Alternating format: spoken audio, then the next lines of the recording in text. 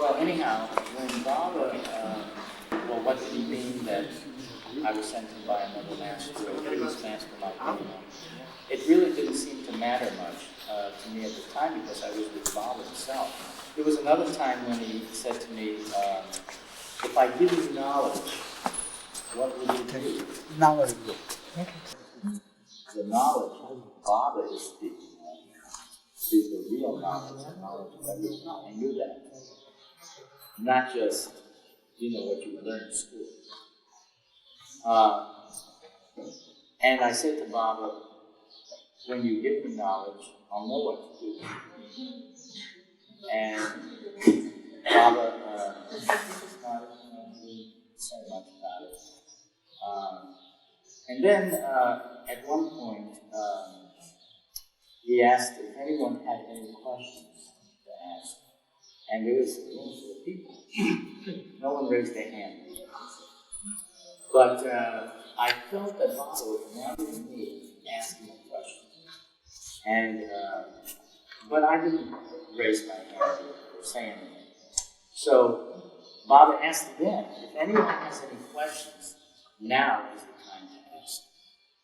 And again, no one raised their hand, and I didn't say anything because it seemed like, I just didn't feel it was important. So, for me to personally ask something, because I had been thinking of something that I thought, oh, well, that's not cool. And then again, Baba, this time, he looked straight at me and he said, Irwin, do you have a question? And boy, did my mind go into high gear. I thought, if I have only one question to ask, I want it to be the one question that would answer all questions. Except I was thinking, what is that question? And then I remembered something I had read where Baba had said this, and then I did ask Baba. This was the question.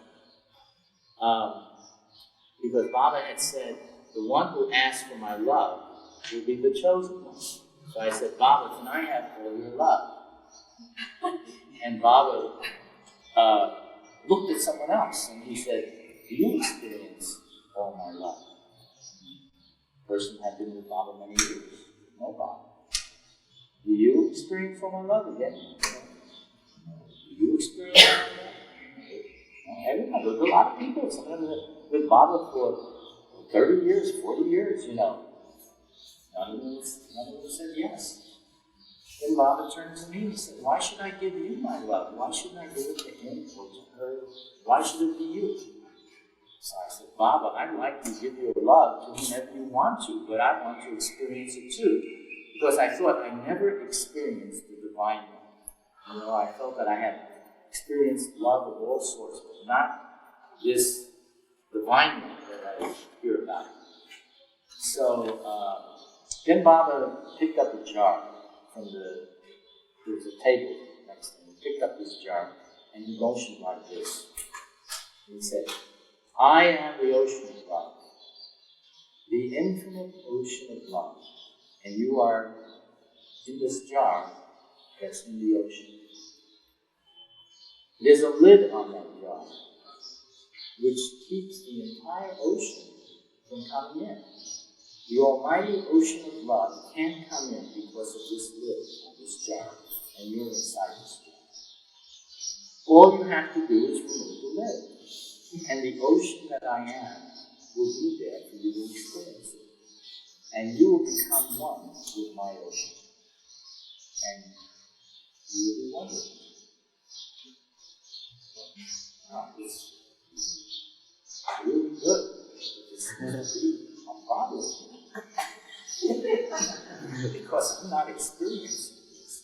And then I had formulated my next question that I wanted to ask Bob about that.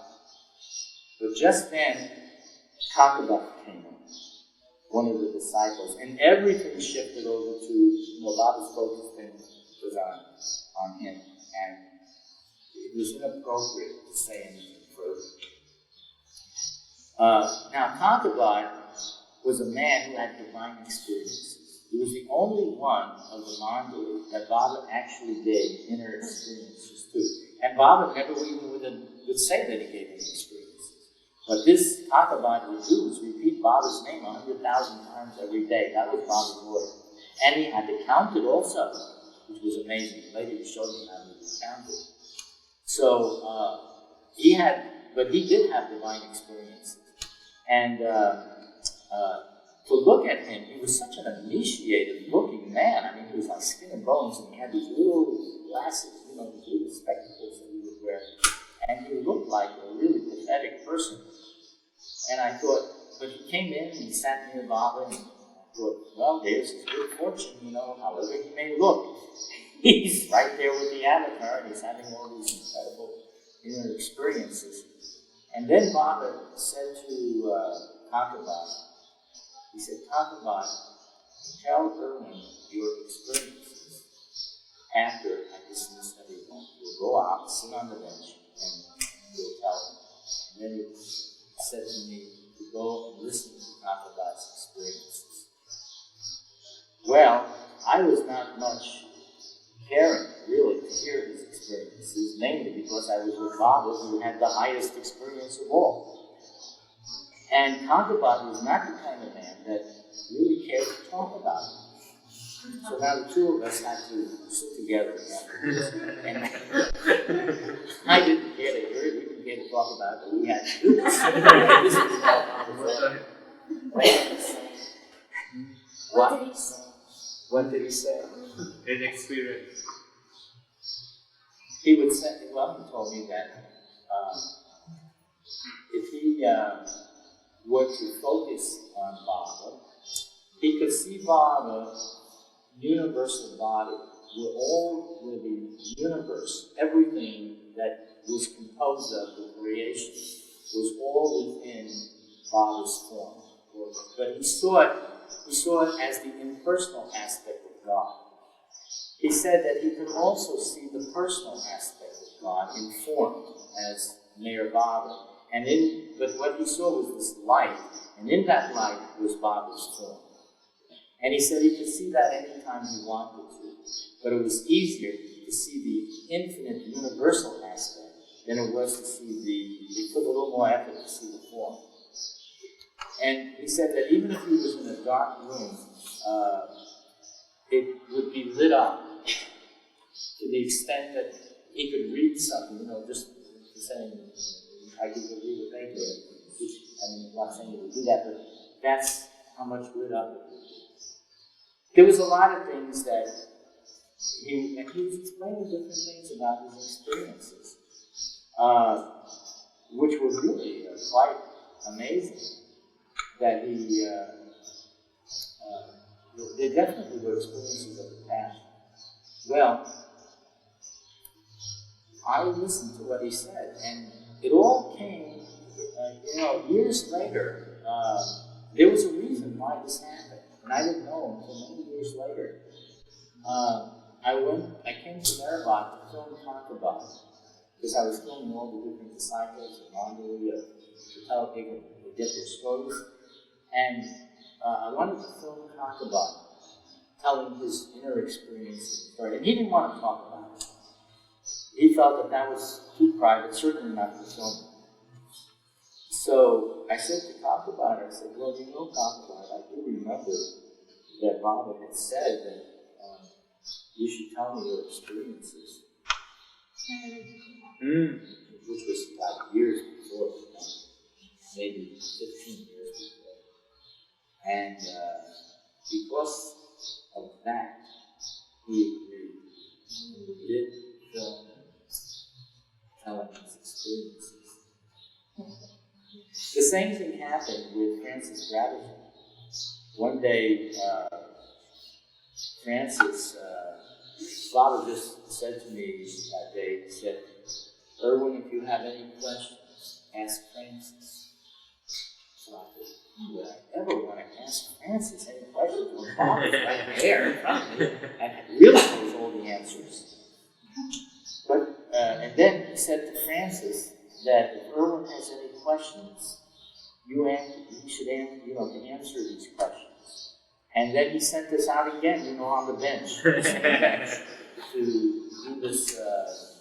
Where I had to ask him something, and he had to answer it. which we did. Also, years later, I went to Australia to film all the people there that had met Baba, including Francis. And Francis never wanted to be filmed. And each time he would refuse.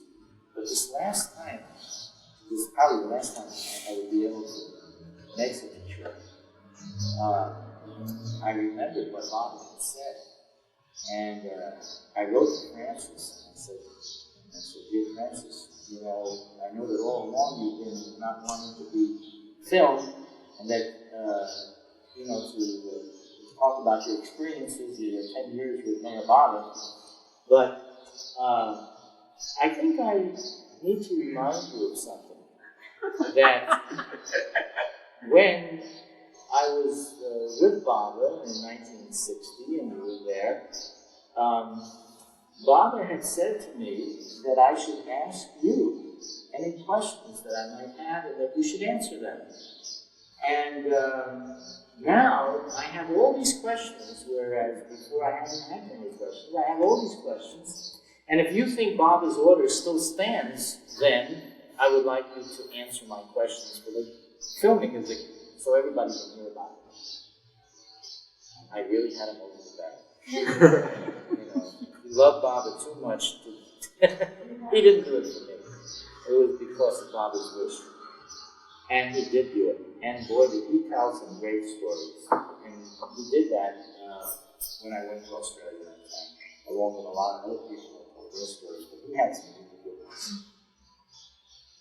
So, what I'm saying is that Baba would set things up maybe years in advance.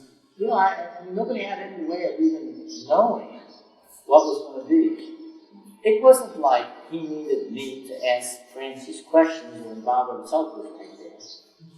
But this was a setup for later on, which nobody could, foretell at that time, other than Baba himself. You know, he was already setting it up. Because I had done a lot of work with film and made this movie with Meherabad, well, sometimes people ask me, did Baba ever say to do this, or was there anything? The only thing I ever remember that Baba ever did about film with me, because I never took a photograph of Baba when he was alive, or, did any filming at all of anybody. That wasn't until after Baba left his body. But one day, Baba introduced me to the head of the Society of Films that had come to visit Baba, this man who was the head of the Pune Film Institute. And Baba just took me over to him and said this, and introduced me to him and him to me. And that he did it himself. Baba personally did this. And it seemed amazing, that Baba, there was no thought in my mind about films. Baba was introduced me to this man who was the head of the Film Society in Pune, and telling this man that I had come from all this distance just to be with him for the time that Baba was allowing me, and had come from America, Actually, I was probably the first of the young people, I was only 23 then, that came by himself to see Baba. At that time? Yeah, I did. Mera. Did you meet? I asked Irwin if you met Mera. Well, I'll just finish saying this part. So anyhow, that was my connection with film. That Baba himself had actually established that. And again, years later, that seemed to manifest into something, because that's what I did. I did film work ever since the time Baba left his body. Now, you're asking me about Mera. Mera was in seclusion. Baba did not allow men to see Mera, so far as I know up to that time. I understand that he began to take Mera out of this intense seclusion by maybe some male children, a boy, a young boy or something. But as far as an adult, I never heard that he allowed any men to meet Mera at all. And one day, during that 2-week period that I was with Baba the first time, I think it was Arnabas came over to me and said, and asked me if I would like to, she said that Mara would like to see me. And would I like to see her? And I said, yes, I would like to see her. That's fine. So she said, then go into that room and just wait for her. And she'll come in. So I went into the room and there was no one else present. And I was waiting there, and then Mara came in, and she stood a little distance away, and she was holding my hands. She was really so happy to see me that a Westerner would come all this way. It seemed quite amazing to the Margaret at that time that someone would come all that way to see Baba, because there weren't other young people coming at that time. Now it's so many. It's nothing, you think it's a surprise at all. But at that time, I guess I was the first one. And she had asked Baba apparently to go out to see me, or Baba had said yes, like that. And so we had this little conversation, and I was telling her about how happy I was to come and meet Baba, and that I know him as he is, and things of the sort. And she was very sweet and very pleased, and I actually met Meherabad. At first, I couldn't. See, I had read that Meherabad doesn't meet men, and when they said, "Do you want to meet Meherabad?" I wasn't sure if it was the Meherabad, because I was still fairly new. I only knew about Baba about 6 months ago, and I hadn't met anyone yet. So it was Meherabad. Later on, she became more and more out. Baba would take her out more and more, and then everybody would see her, and of course, later on, she would sit out on the porch of the house with Baba, and they all lived, and all the men and women would gather around her, and she would tell all the stories about her being with Baba. So many of you have probably met her when she did that. Yes? Talk a little bit about your second visit that you did with your brother. Yes, it was my brother's first visit, my second visit. How long was the first? The first visit went on for 2 weeks, actually, and didn't come to an end until Baba was, the seclusion that Baba was to go into, well, that was the end. It was the day before Baba was to go into seclusion that Baba called me in that day, and he asked me if I would obey him, and I said that I would. And then he said, if I asked you to return back to the States, would you go?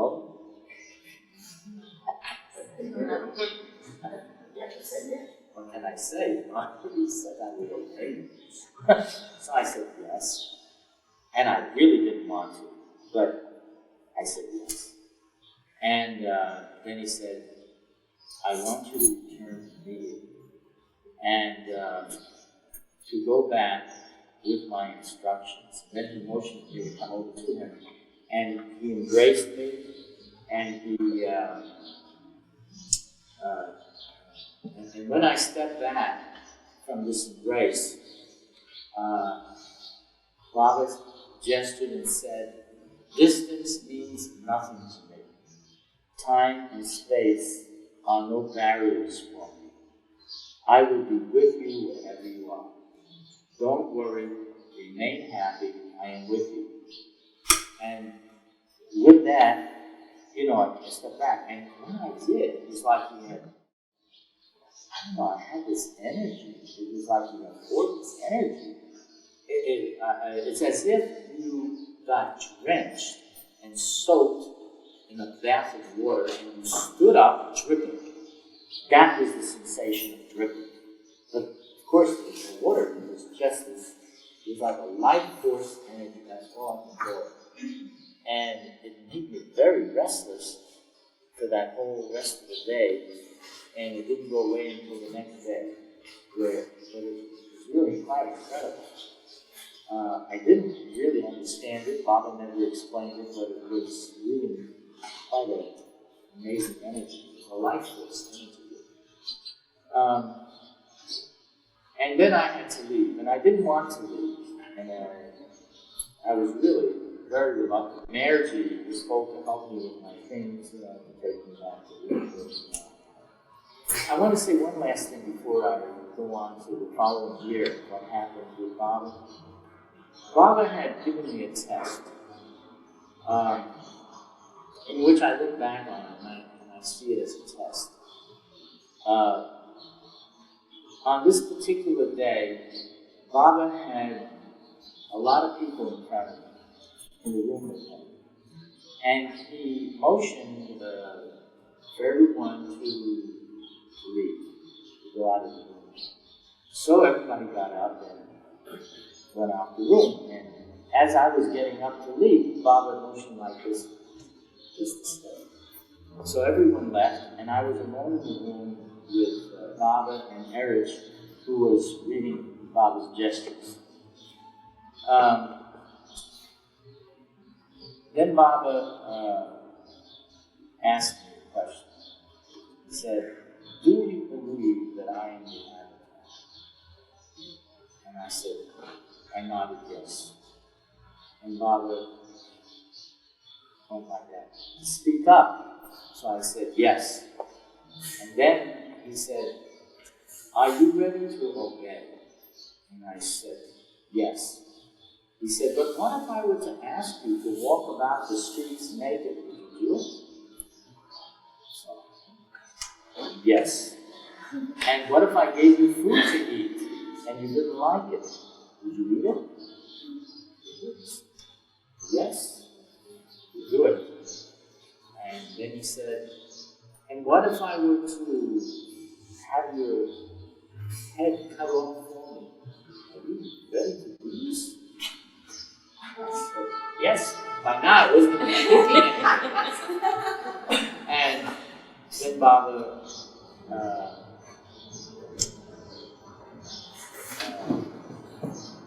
say anything.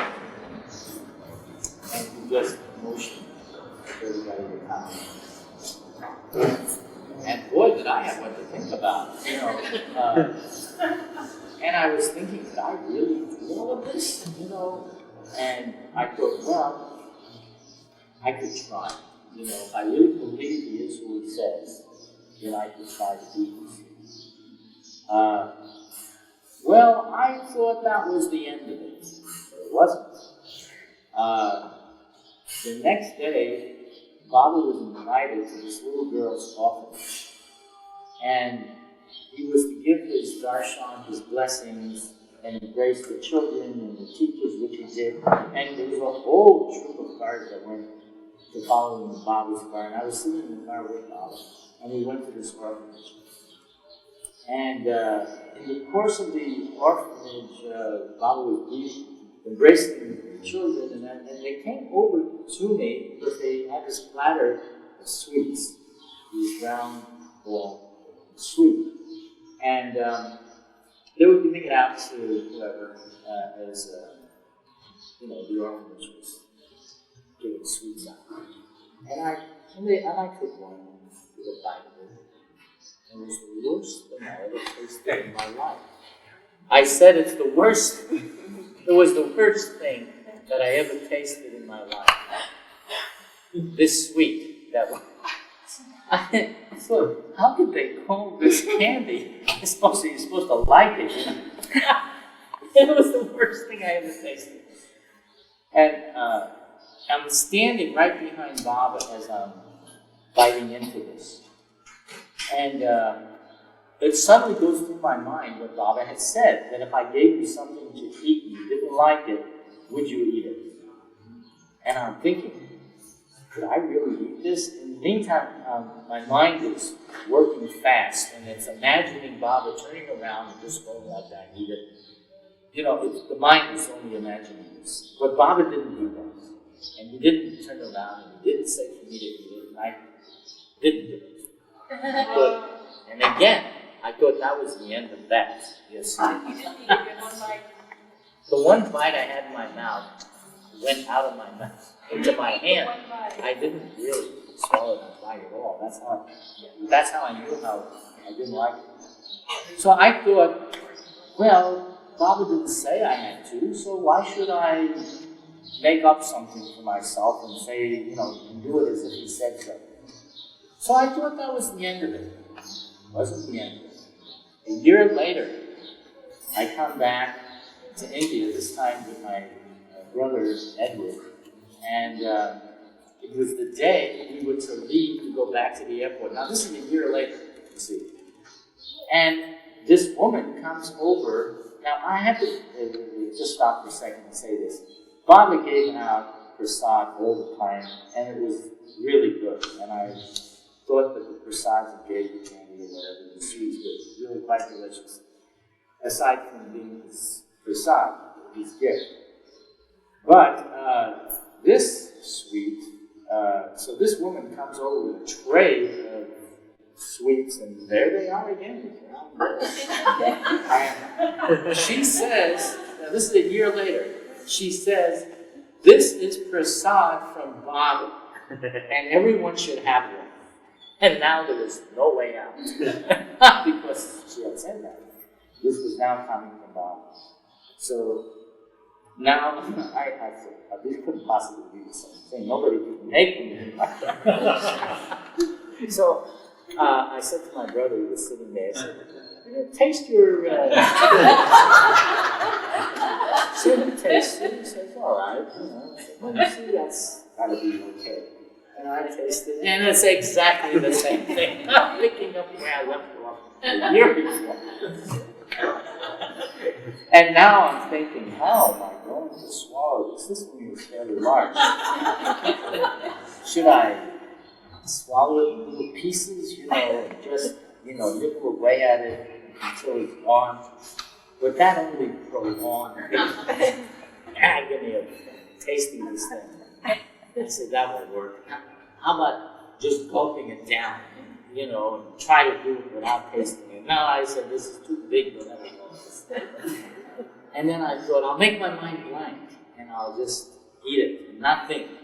But I was never very good at that. So that wasn't going to work either. And then I realized there's only one way to eat this. Cold turkey, just eat it. And not make no tricks. Just I did it. And I must tell you all, I would only do this for God. I would never have done this. But it was interesting that Baba had asked me that, and then, the sequence of events, time didn't seem to matter. Whether there was a year that went between the time of his saying this and the time that I actually did it. But that's the only one of the three things so far that's happened. So. Irwin, what did your father say when you returned after your first trip? All right. I just want to add one other thing to this story, and then I'll answer that.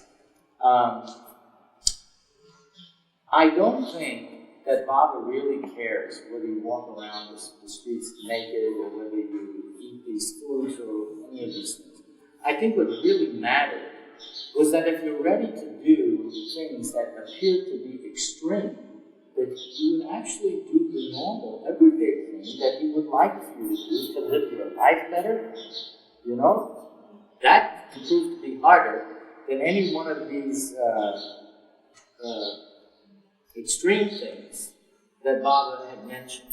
It's rare that a person is ever called upon to sacrifice their life for God.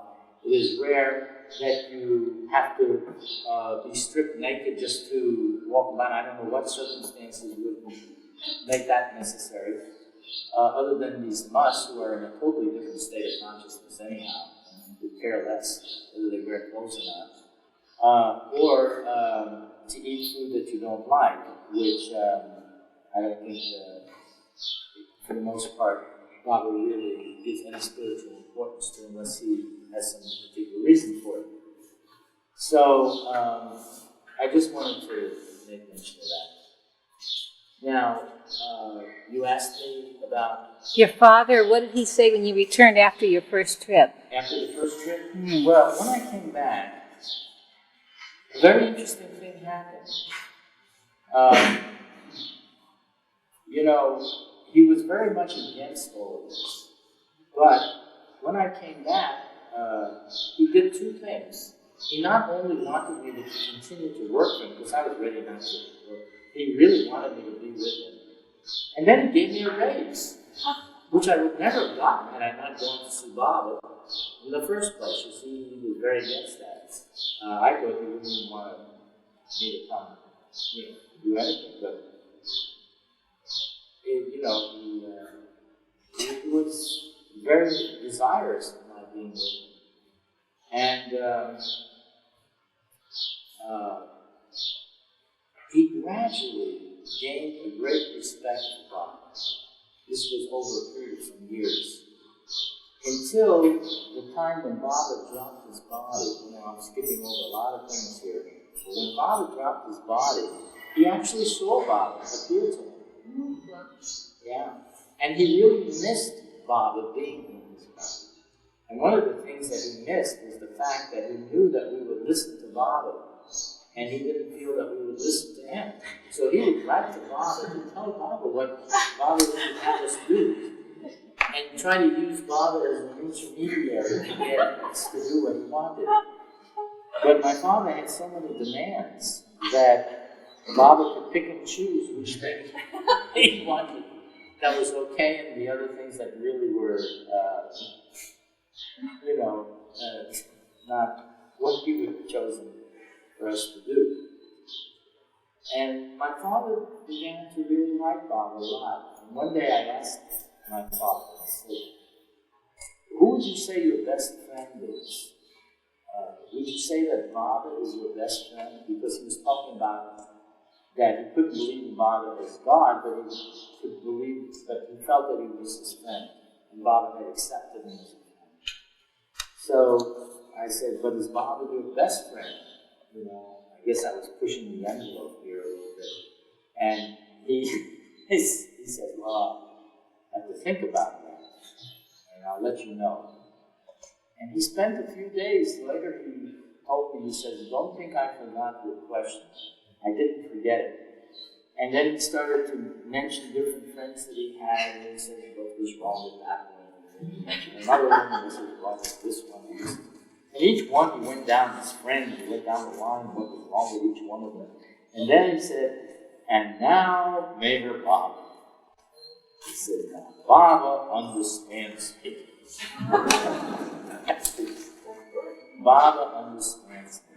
And he said, yes, I would say he is my best friend.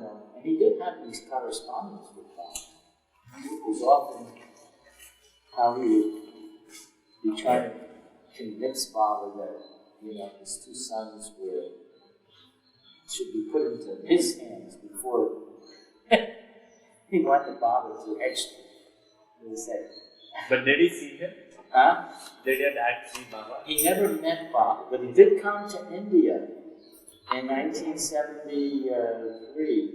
He came to India to meet the Mongol, where he did meet the Mongol. And on that particular trip, it wasn't like he just up and wanted to go. I was going, so he says, what? You're going again? What do you want to go again? And this was the same song and dance, You're going to waste your money, you're going to waste your time, and the airfare, and you'll just be coming back, and what's the use of going? And you can think of God where you are, you don't have to go over there. And, he was all these things. So I said to him, look, Dad, why don't you come? So he says, me come? Here he is trying to convince me not to, and now I'm asking him to come. Then I said, yeah, really, you ought to come, because you expressed great regret that you never met MeherBabaLibrary. And of course you blamed him for that. He did. He blamed me for never having met MeherBabaLibrary. He was trying to stop us each time we go. But in the end, he blamed me.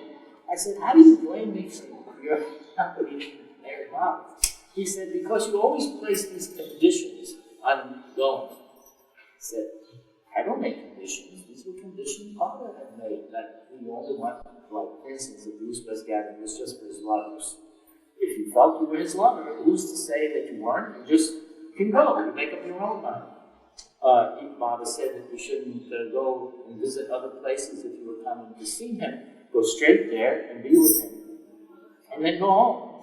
And if you wanted to go to other places, then you go after that. But do this for him. I said, I didn't make those conditions. He says, no, these are your conditions. He says, I'm free to do what I like. So he had these ideas. So, all right, so it's okay, you can blame him. And but what I said to him was, Dad, you have this great regret of never having met Father. Now, why should you live your life out? Who knows how long you live? And you will never have met the Mongoli, the very people that you have been in communication with and all. You should at least meet them and pay your respects to Baba Samadhi because he was your best friend. Yeah. He says, well, I hadn't thought of it like that. And I think, well, maybe I'll think about it. And so he was thinking, one day he would tell me, yes, he's going to go, and then he would waver and say, he's not going.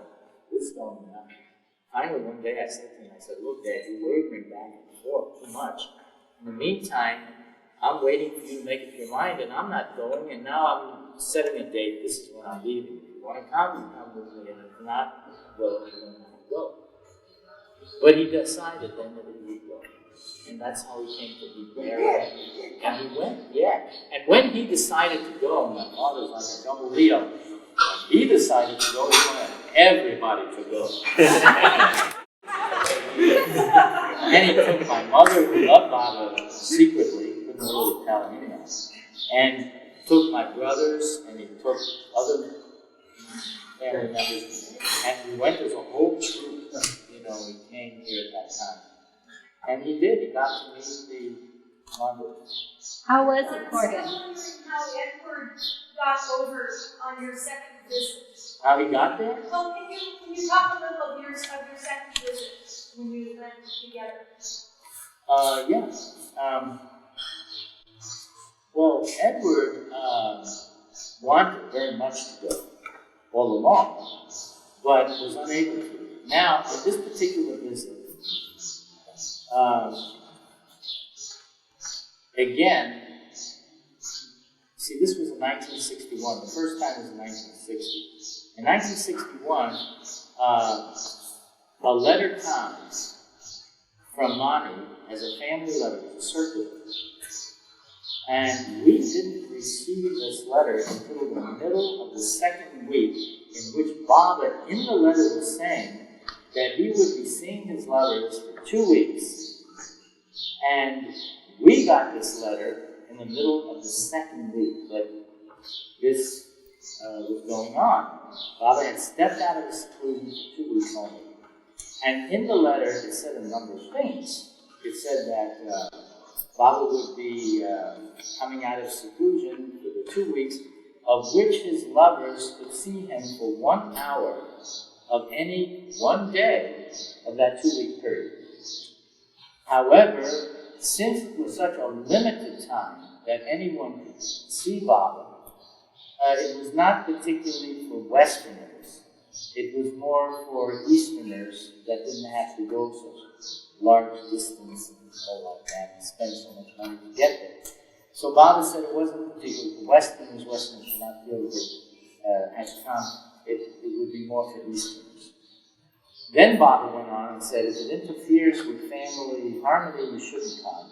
If it interfered with your job, you shouldn't come. And if it interfered with your finances, you shouldn't come.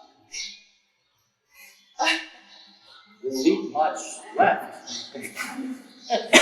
So, we get this letter. Now, it's the middle of the second week that this gathering, this is going on, right? And I went over to the travel agent, my brother Edward, and we asked him whether we could even make it to the last day. And he said, well, if you left immediately, and if everything went just right, there wasn't one hitch in the schedule, and everything just was perfect. You might make it for the last day. You might. So then we thought whether we wanted to take the chance. So we discussed this, and then we said, well, you know, the conditions, Baba had all these conditions about it not being for Western or something.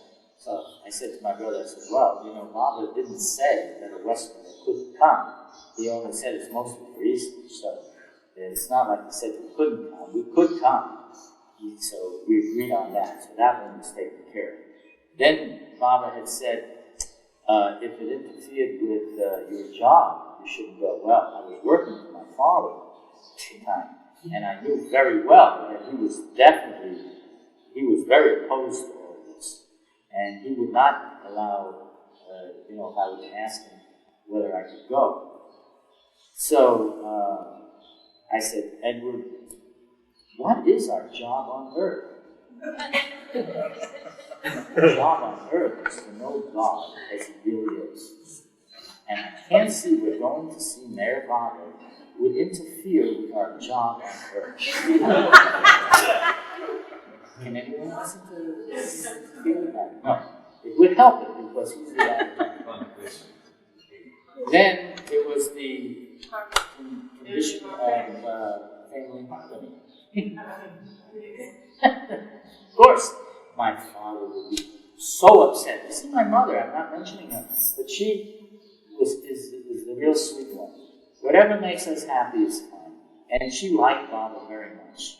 So there was no difficulty there. But my dad, he was the one. So my father, just to tell you what happened, that evening I thought I would test my father without his knowing it. So I said, Dad, we were sitting at the dinner table. I said, I have a question for you.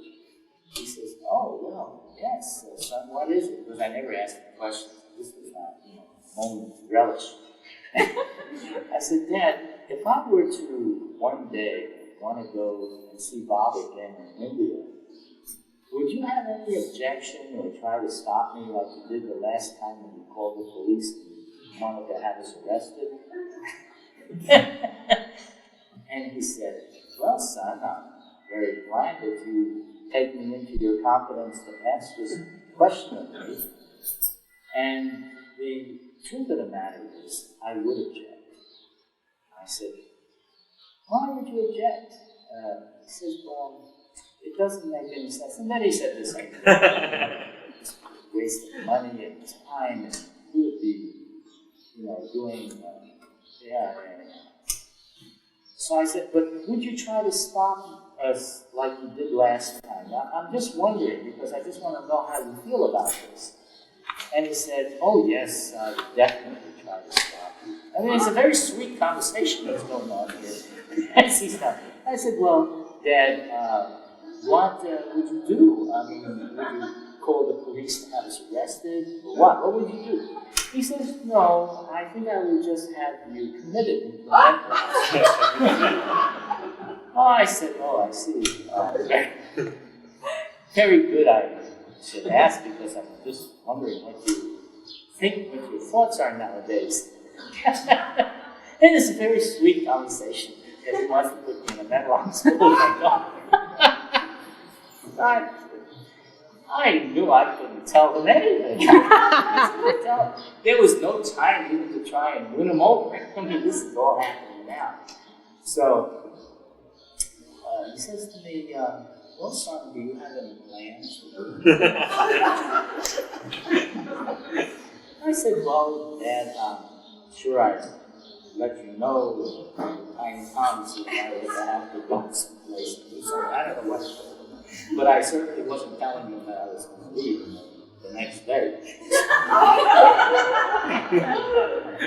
So there was no time. It was the middle of the second week. We had just gotten this. We had just discussed this whole thing.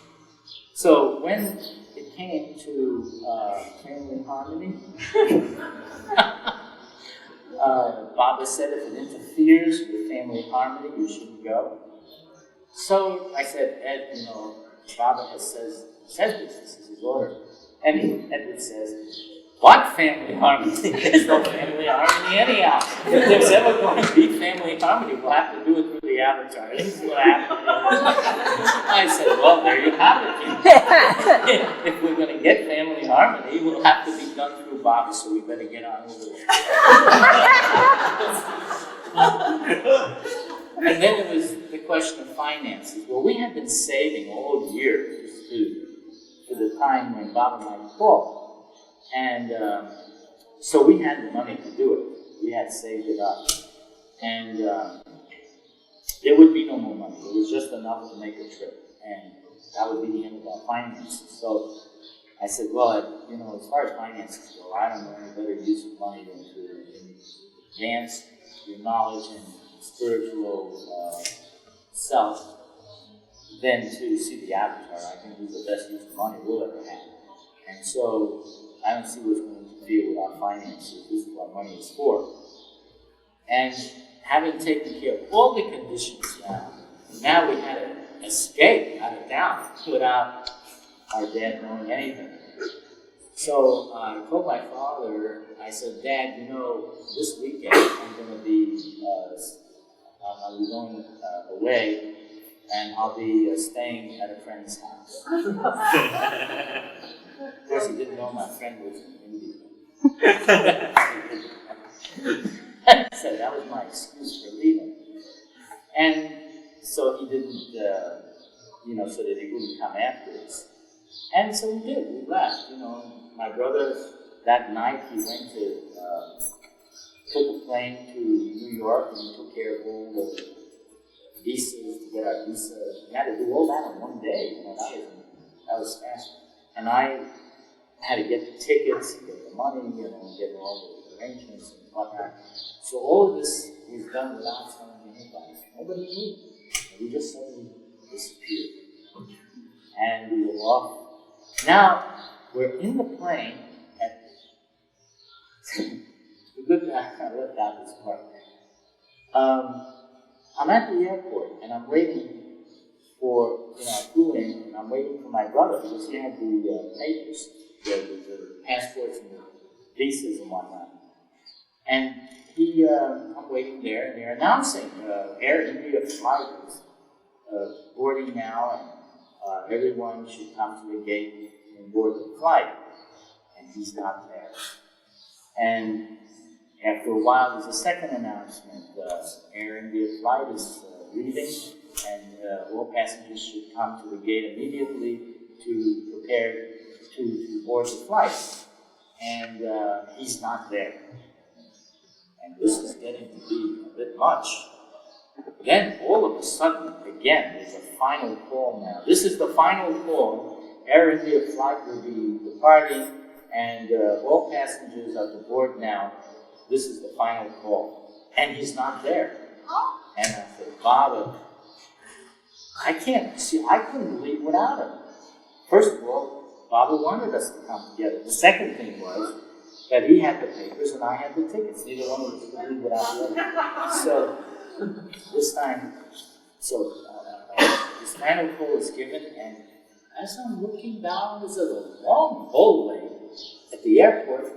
See this fellow coming in front with the bags. It's my brother coming, and he's running like a hare to try and get.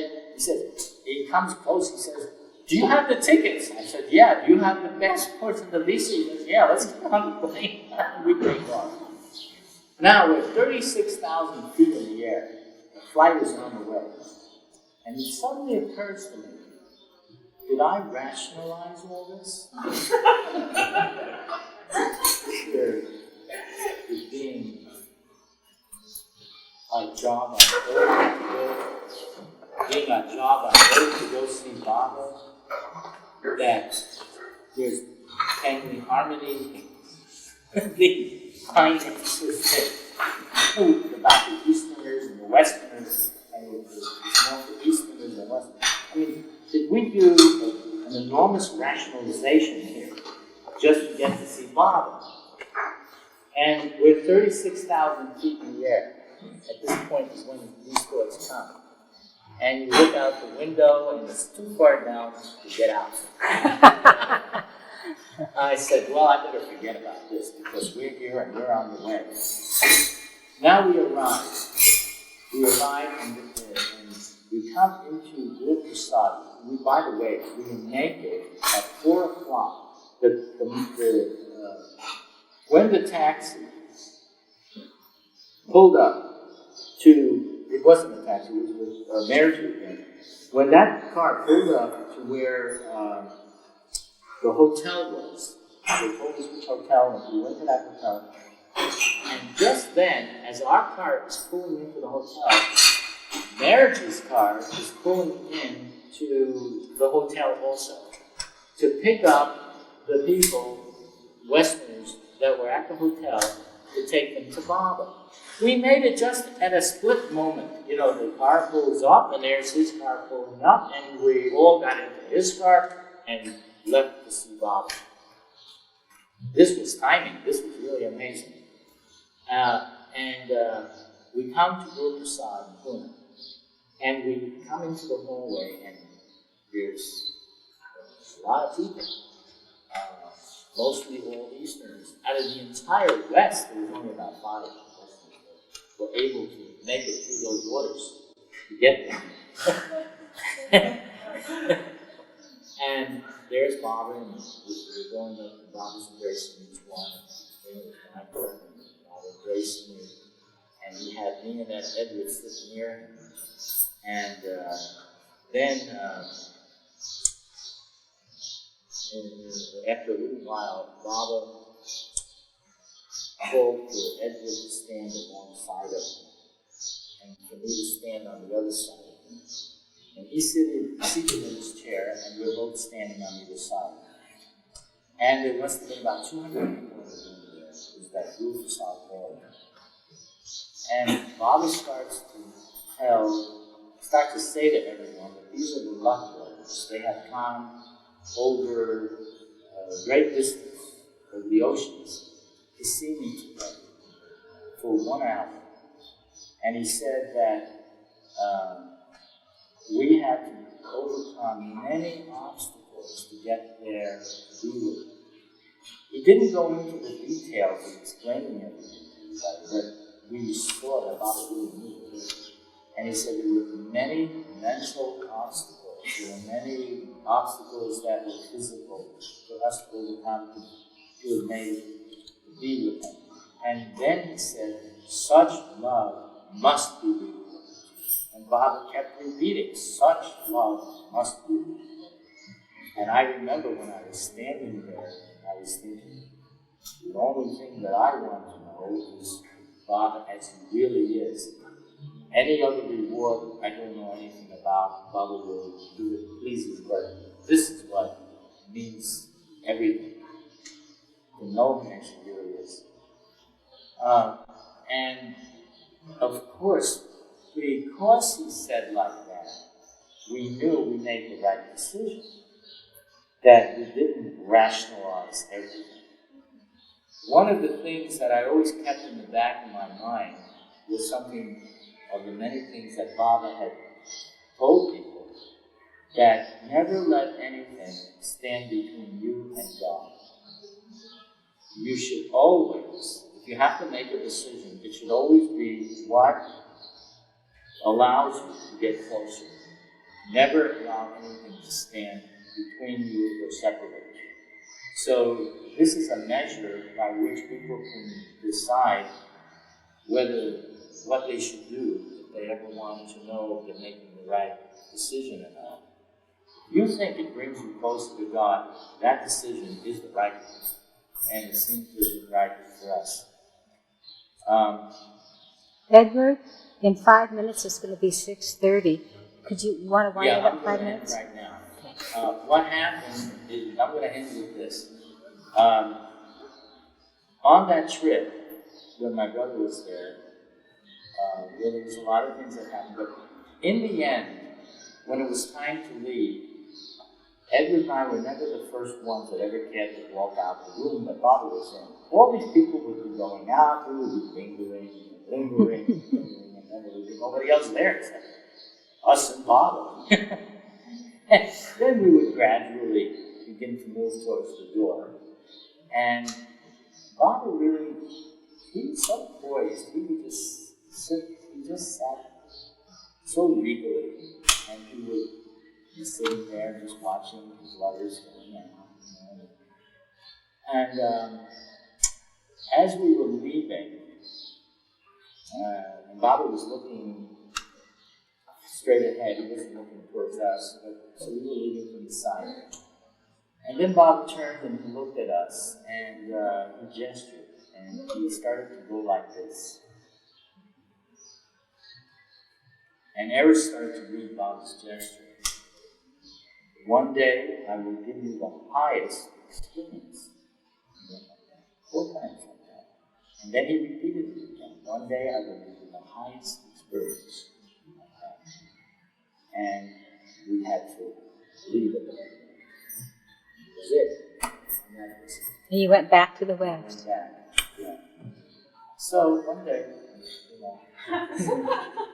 who knows? It might be after everyone else gets the highest experience. Coming from the avatar, that would be good, huh? Irwin, thank you so much. How long was that actual visit? Time with Baba. Well, it was supposed to be for an hour, but Baba actually had everyone there for 2 hours. And the people that came earlier, that is, some days before, they had heard about it much in advance, we didn't.